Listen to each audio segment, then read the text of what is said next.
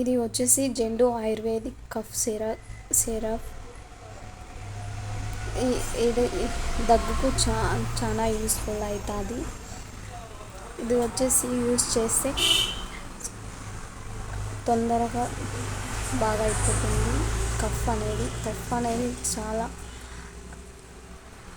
చాలా ఉన్నా కూడా తగ్గిపోతుంది, రిలీఫ్ అయిపోతుంది, రిలీఫ్గా ఉంటుంది. యూస్ చేస్తే ఇది చాలా బాగుంటుంది. ఇది వచ్చేసి 5 రూపీస్, ఓన్లీ 5 రూపీస్. ఇది చాలా బాగా యూస్ చేసింది కఫ్కి అయితే.